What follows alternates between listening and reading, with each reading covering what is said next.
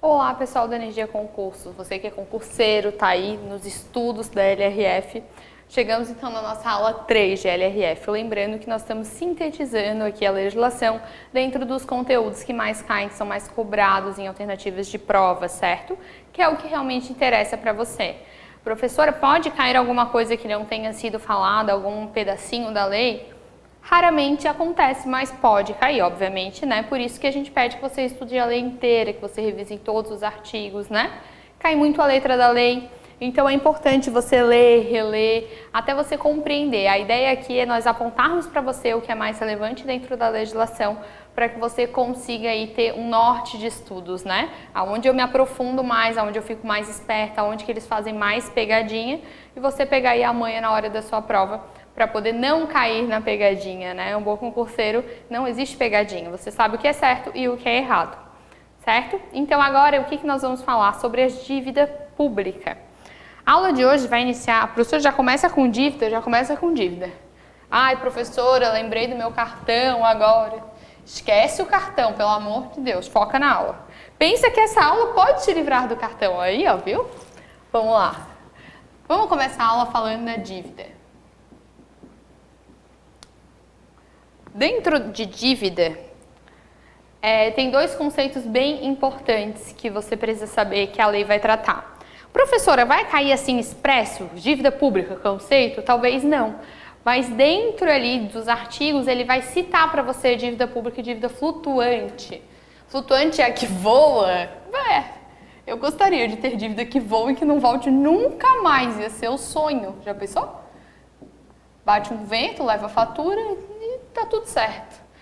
A dívida flutuante e a dívida pública, tá, gente? Dívida pública, entende-se a dívida geral, a dívida total, certo? Ali dentro da dívida pública, você vai ter ali o montante da dívida sem duplicidade. Então, aqui você vai ter o montante excluso, né, ou sem duplicidade aqui, ó. Ah, professora, legal. E o que é a dívida flutuante? Se não é a que toma Red Bull, dá asas e voa? Nossa, foi péssima essa, né? Mas tudo bem. Você se distraiu, lembrou do energético, deu uma parecida, volta para aula agora, ok? A dívida flutuante, ela é um passivo financeiro, óbvio, mas ele é um passivo financeiro exigível. Exigível, professora? Passivo financeiro exigível, aqui, ó. É um passivo exigível. Para você, que é mestre em contabilidade, manja muito de contabilidade, débito e crédito, sabe que o que é exigível chama curto prazo também em contabilidade, ou, traduzindo, com pagamento em até 12 meses. Isso é a dívida flutuante. Dívida interna de curto prazo. Dívida interna de curto prazo. Passivo exigível, que está dentro do ano corrente, dentro dos 12 meses ali do próximo ano. Ok? Contabilidade, balanço patrimonial, lembram? Vai ter lá passivo, curto prazo, né? Passivo exigível, exigível de longo prazo. Então aqui, ó, curto prazo, exigível, dívida flutuante, ok? Despesa interna, tá? Dívida interna de curto prazo. E a parte da dívida pública, você vai ter ali todo o montante das obrigações financeiras sem duplicidade, né? Sem ser cobrado, sem excluídas as duplicidades ali que são lançadas, ok? Agora que você já entendeu a síntese do que é cada conceito, vamos verificar o conceito ele global, né? O conceito na íntegra, digamos assim. Vamos lá. Primeiro, dívida pública. A dívida pública consolidada ou ainda fundada é o montante total apurado sem duplicidade das obrigações financeiras do ente da federação, assumidas em virtude de leis, contratos, convênios ou tratados e da realização de operação de crédito para amortização em prazo superior a 12 meses e ainda operações de crédito de prazo inferior a 12 meses, cuja receitas tenham constados no orçamento, ok? Agora vamos diferenciar olhando o conceito da nossa dívida que voa, a dívida flutuante. Professor, eu vou lembrar na hora da prova, dívida Red Bull, não tem problema. Como você vai lembrar, não importa para prof. O importante é que você lembre, beleza? Vamos lá, dívida flutuante corresponde então aos passivos financeiros exigíveis ao prazo inferior de 12 meses, que não necessitam de autorização para o seu pagamento, porque já foram autorizados pelo Poder Legislativo, e resta apenas o seu pagamento, ou porque se refere a dispêndios extra-orçamentários. Importante, refere-se à dívida interna de curto prazo, compreendendo então os restos a pagar, excluídos, claro, os serviços da dívida, os serviços da dívida a pagar, os depósitos e débitos de tesouraria, também conhecidos como aros, certo? É isso aqui que a gente falou, então, é a parte das dívidas. O que é importante você saber além disso? Um outro conceito que você vai ver muito dentro dos artigos é a operação de crédito. E tratam ali a lei do 32 ao 39 só sobre as operações de crédito. O que é uma operação de crédito? Certo? Prof, quando eu vou lá e pego um crédito, né? Você vai lá abrir um crédito na loja. Isso é uma operação de crédito? É uma operação de crédito. O conceito de operação de crédito para o público ou para privado é o mesmo, certo? Crédito, gente, é crédito, não tem milagre, né? Operação de crédito. Anota aí, cai bastante, tá? Para você ler com atenção. Artigo 32 ao 39. Beleza? O que é? Ele vai ser um compromisso, nada mais é, tanto lá, né, no governo quanto aqui pra gente, é um compromisso financeiro que você assume aí, é mútuo, né? Seu com um banco, seu com a outra pessoa, seja uma abertura de crédito, um financiamento de um bem, por exemplo, certo? Então, tudo isso é uma operação de crédito, ok? O que diferencia dentro da LRF? A LRF, além dessas operações que nós estamos acostumados a nomear como operação de crédito, ela ainda vai equiparar a uma operação de crédito o reconhecimento ou confissão de dívidas, quando o Estado reconhece a dívida, para a LRF é uma operação de crédito, e ainda uma antecipação de receita ou postergação de despesas, certo? Quando eu postergo a despesa, eu dou mais prazo, ou ainda quando eu antecipo a receita. Então, esses dois casos, mais ainda o reconhecimento ou a confissão das dívidas, para a LRF são conceitos aditivos aqui desse nosso conceito que nós temos, né, de financiamento, enfim, financiamento de bens, que já é uma coisa mais estabelecida, digamos assim, de operação de crédito num conceito geral, ok? Eu vou ler aqui para vocês o artigo na íntegra, para vocês verem como é que fica. Então, operação de crédito é o compromisso financeiro assumido em razão de mútuo, abertura de crédito, emissão e aceite de título, aquisição de bens, recebimento antecipado de valores provenientes de vendas a terrenos de bens e serviços, arrendamento mercantil, outras operações assemelhadas, inclusive o uso de derivativos financeiros. A LRF equipara ao conceito a assunção, o reconhecimento, a confissão de dívidas pelo ente da federação e ainda as antecipações de receita ou postergação de despesa, como a captação de recursos a título de antecipação de receita de tributo ou contribuição cujo fato gerador ainda não tenha ocorrido, o recebimento antecipado de valores das empresas, certo? Então, aqui a gente tem agora as regras de uma operação de crédito. Então, nós vimos o que era o conceito, vimos que está incluso, e agora você tem a regra da operação de crédito. O pedido de operação de crédito ele tem que estar fundamentado, tá, gente, em parecer de órgão técnico e jurídico do ente e demonstrar a relação de custo-benefício e interesse econômico e social da operação. Ainda, segundo a lei, uma operação de crédito tem que ter prévia e expressa autorização para contratação no texto da lei. Inclui recursos provenientes da operação no orçamento ou em créditos adicionais, observar os limites e condições fixados pelo Senado, conter autorização específica do Senado quando for uma operação externa e respeitar a regra de ouro, certo? Respeitar a regra de ouro. Então, assim, ó, o que acontece? Em suma, a operação de crédito, ela vai ter que ter um pedido fundamentado, uma expressa autorização, observar os limites e respeitar a regra de ouro, ok? Beleza? Esse conceito aqui tá tranquilo. A ampliação vai ocorrer com base na essência comum das operações. Então, toda operação de crédito ela vai gerar um passivo que aumenta o endividamento e a dívida consolidada e corresponde, então, ao risco diferido no tempo que pode gerar cobrança de juros e demais encargos.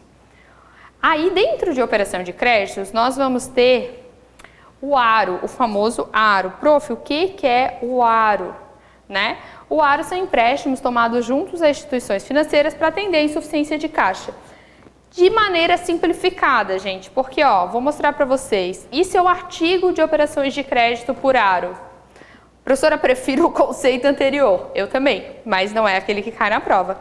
Aquilo é para você entender, compreender o que é o aro. Você já sabe o que é? Sei. Agora eu vou lá ler a lei, como a lei explica isso.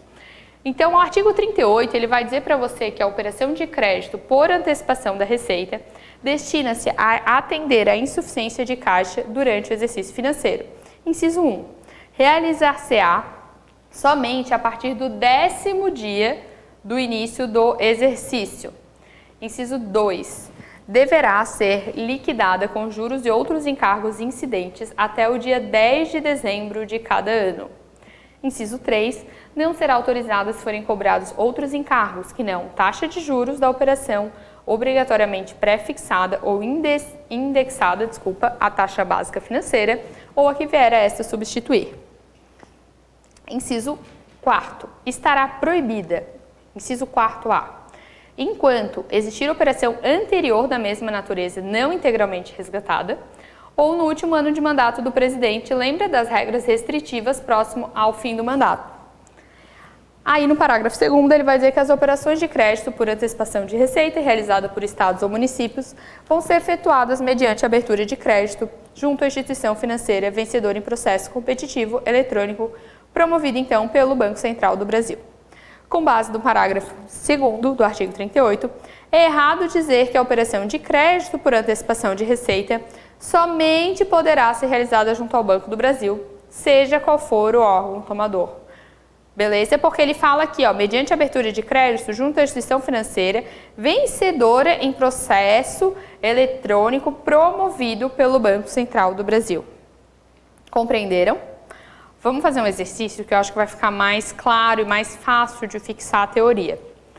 Vamos lá. A Lei de Responsabilidade Fiscal institui uma importante regra relacionada com o endividamento público, a ser observada quando da elaboração do projeto de lei orçamentária. O parâmetro dessa regra é o montante das despesas de capital previsto no referido projeto de lei de orçamento.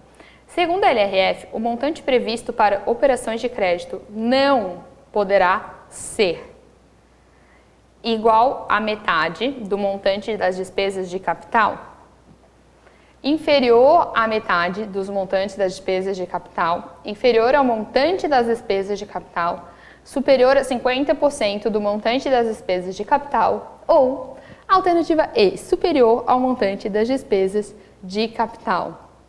Gente, lembra da regra de ouro, operações de crédito não podem ser superior aos montantes das despesas de capital. Então, a alternativa certa dessa questão é a alternativa E. Para você que ficou na dúvida, que não acreditou na prof, que acha que eu estou blefando, vamos para a resposta do porquê. Artigo 12. O montante previsto para as receitas de operação de crédito não poderá ser superior ao das receitas de capital constantes no projeto da lei orçamentária. Convenceu agora? Então, vamos para a próxima questão. CESP.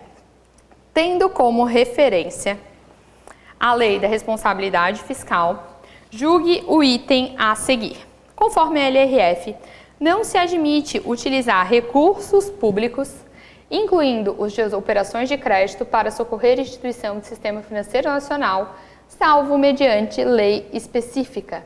Certíssimo. Aqui nós temos o artigo 28 da LRF. Como assim, prof? Assim, ó.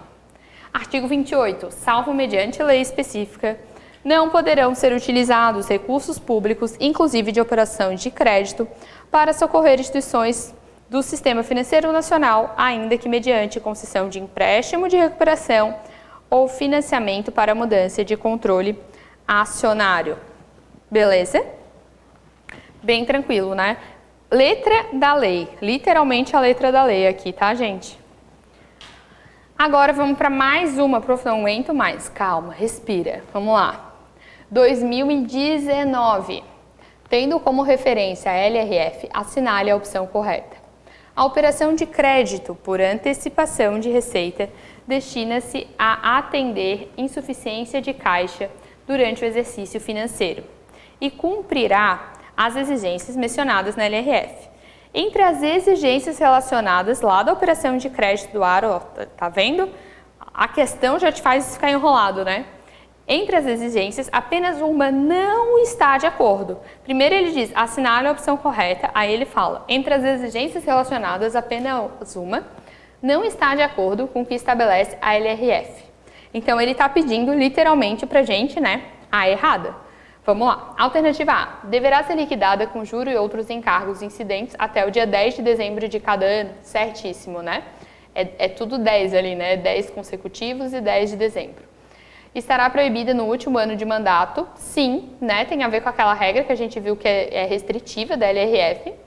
Não será autorizada se forem cobrados outros encargos que não a taxa de juros. Sim, né? Ele diz que tem que estar ali em contrato, né? A taxa de juros contratadas. Realizar-se-á somente a partir do 10º dia, sim, 10 de novo, né? Os dois são 10 aqui, né? 10 de dezembro e 10º dia. Alternativa E. Somente poderá ser realizado junto ao Banco do Brasil, seja qual for o órgão tomador. Não, gente. Serão efetivadas mediante abertura de crédito junto à instituição financeira vencedora em processo competitivo eletrônico promovido pelo Banco do Brasil. Então, essa aqui está errada, mas é a certa, né? Está errada aqui, mas é a que você tem que assinalar no gabarito. Certo? É a questão, essa é a resposta, né, da pergunta. Ok? Vamos entrar então, já falamos muito de despesa, já falamos de dívida, né, já estamos devendo. Agora vamos entrar na receita, vamos falar de onde vem o dinheiro. Cadê o dinheiro que estava aqui, né? Vamos falar da parte boa. Que até agora a gente só viu dívida, dívida, dívida, dívida, dívida. Vamos lá. Receita. Receita pública. O senhor nem sabia que tinha receita. Pois é. De bolo, não. Né? Receita pública financeira. Vamos lá. O que você precisa saber da receita, certo? Você precisa saber que a LRF ela vai pedir que seja previsto, que se demonstre, né? Sempre, sempre, sempre, sempre, sempre a evolução da receita e a projeção. Essa evolução da receita são 3 anos para trás. E a projeção estimativa, 2 anos para frente. É assim que eu construo a minha receita do orçamento público. Eu verifico a evolução dos 3 anos anteriores e estimo 2 anos para frente como que aquilo vai acontecer, qual vai ser o crescimento, né, dessa receita. Ok? Cumprindo aí os parâmetros, né, de responsabilização da gestão fiscal. Ok? Vamos ao conceito, então, de receita pública. Da previsão e da arrecadação constituem requisitos essenciais da responsabilidade da gestão fiscal a instituição, previsão, efetiva arrecadação de todos os tributos da competência do ente da federação. Todos os tributos. As previsões da Receita observarão as normas técnicas e legais, considerarão os efeitos das alterações na legislação, da variação do índice de preços, do crescimento econômico ou de qualquer outro fator relevante e serão acompanhadas de demonstrativo de sua evolução nos últimos 3 anos, da projeção para os 2 seguintes, aquele a que se referirem e da metodologia de cálculo e premissas utilizadas. Beleza? Prof, mas ele fala mais de despesa na LRF do que receita? Sim, porque o endividamento era o problema na época que a lei surgiu. Então, automaticamente, né, ele vai focar muito mais na despesa do que na receita, certo? Outro ponto importante que ele fala na lei, que talvez você não consiga compreender a princípio, é a renúncia da receita. Então, o que é a renúncia da receita? É a concessão ou ampliação de incentivo ou benefício de natureza tributária da qual decorra uma renúncia da receita.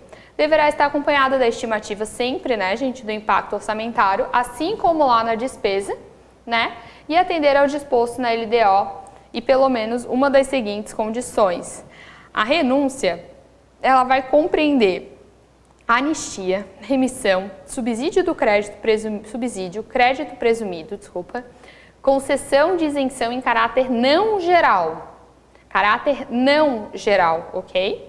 Alteração de alíquota ou modificação de base de cálculo que implique uma redução discriminada de tributos ou contribuições em outros benefícios que correspondam ao tratamento diferenciado.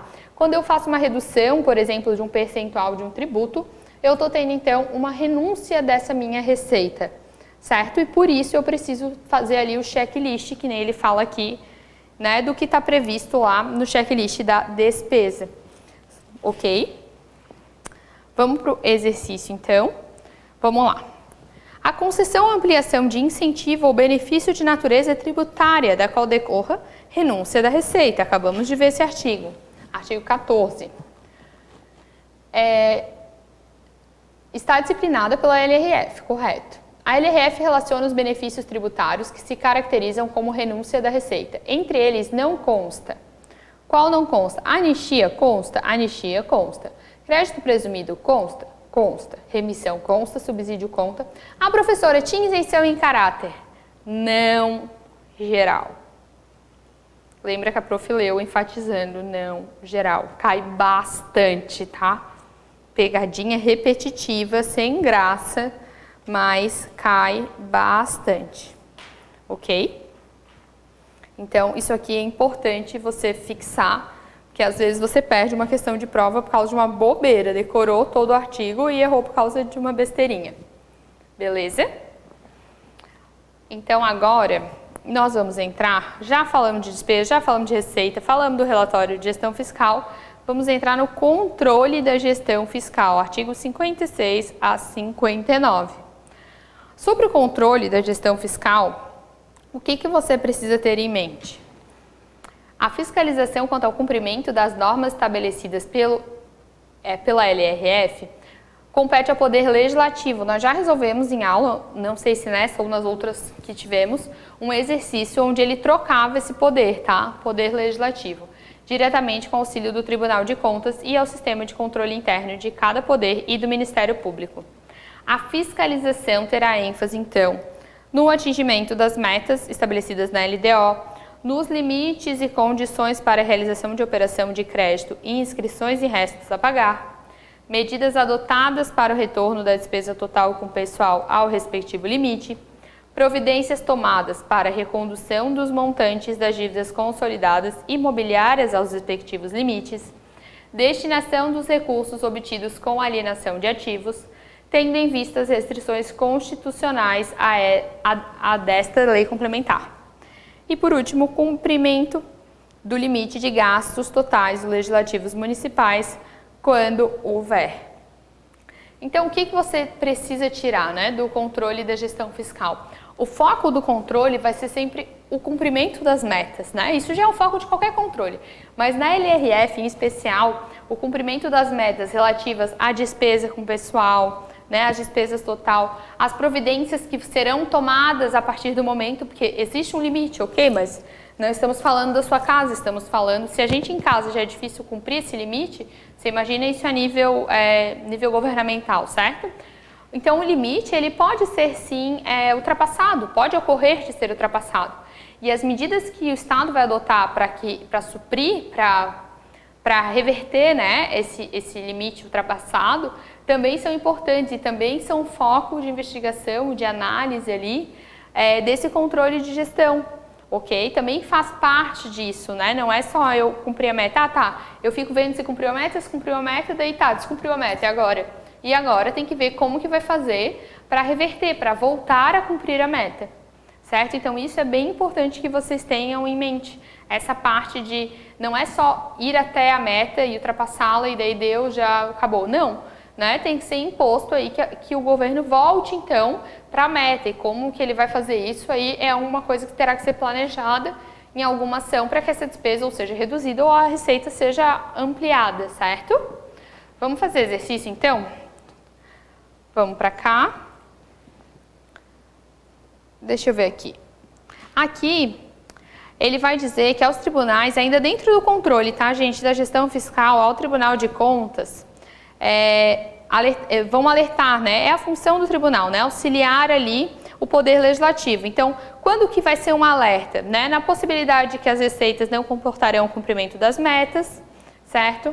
Que a despesa total com o pessoal ultrapasse 90% do limite, os montantes da dívida, 90% dos limites, que os gastos com inativo e pensionistas estejam acima do limite e fatos que comprometam os custos ou resultados dos programas. Então, era isso que a prof tinha explicado ali, né? O foco é sempre no ultrapassar os limites, é onde acende o alerta. Beleza? Agora sim, então, exercícios. Vamos lá. De acordo com a LRF, é correto afirmar que a alternativa A considera-se obrigatória, de caráter continuado, a despesa corrente derivada de lei, de medida provisória ou de ato administrativo normativo, que fixe para o ente obrigação legal de sua execução por período superior a 2 quadrimestres. Ah, professora, tá certinho, ó, corrente, 2, não são quadrimestres, são 2 exercícios, certo? Essa aqui tá errada. E se você quiser saber onde tá lá no artigo 17, tá?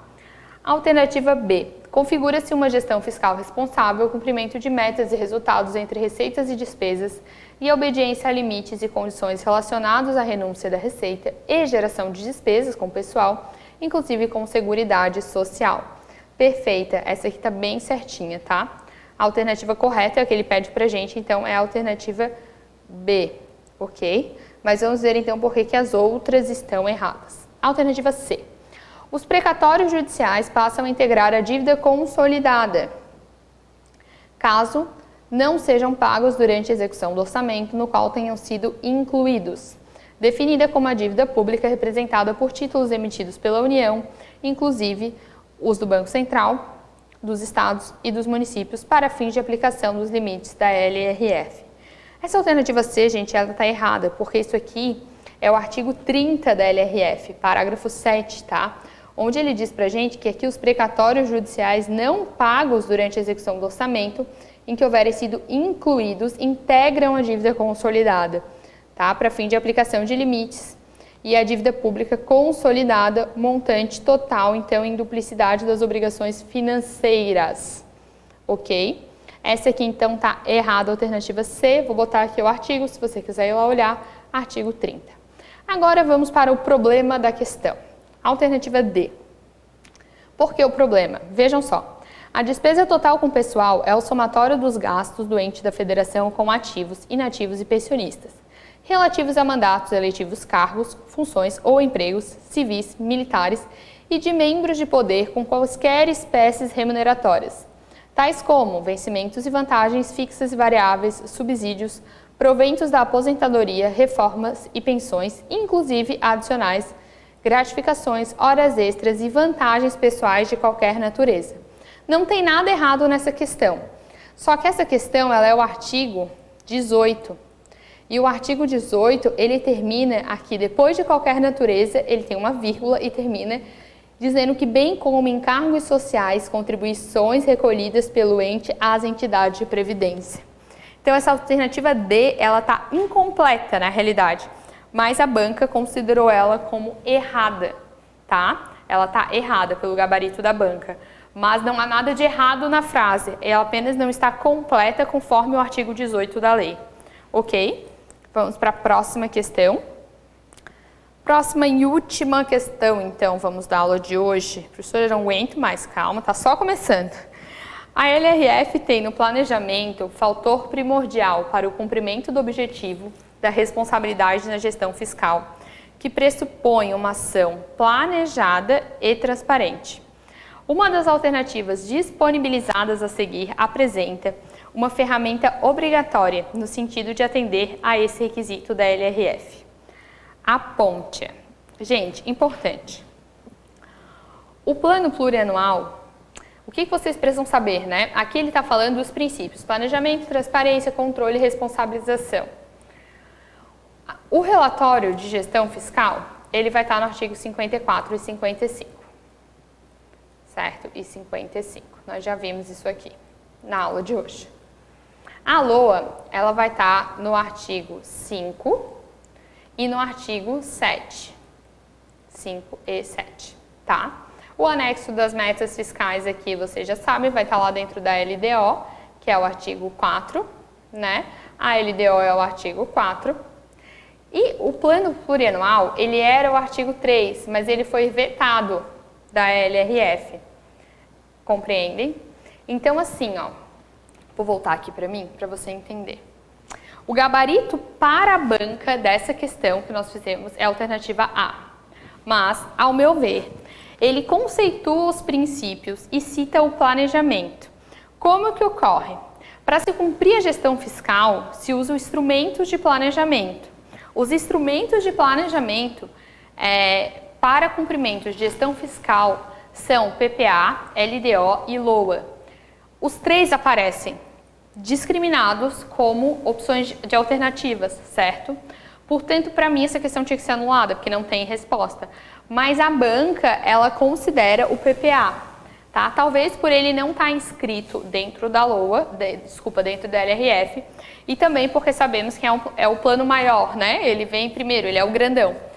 Por isso, a banca pode ter considerado A. Mas, ao meu ver, quando questionado instrumentos de planejamento, você precisa incluir como instrumentos de planejamento para a gestão fiscal os três, PPA, LDA e LOA, são complementares. Um é o desdobramento do outro, né? Então, você começa lá com as metas, você detalha as metas, e aí você fixa despesa e receita para a obtenção das metas, ok? Então, por isso que eu trouxe essa questão, eu encontrei ela, achei ela polêmica, e achei que era legal a gente discutir em aula, para vocês saberem que tem bancas que consideram coisas diferentes e uma visão mais real, né? Que nem tudo é perfeito, né? A gente faz concurso direto e sabe como funciona. Então, por isso que eu achei legal trazer a questão para ser discutida em aula, ok? Pessoal, o que a gente tinha para falar de LRF era isso. Então, eu desejo a você uns bons estudos, leiam a lei, façam exercícios. Os exercícios são muito bons para você fixar o que cai da lei, o que cai mais, né? E como cai, aonde estão as pegadinhas, né? Você fica com o olho, a gente diz que é um olho treinado já, né? Então, era isso. Bons estudos aí, continuem nessa missão e até a próxima aula.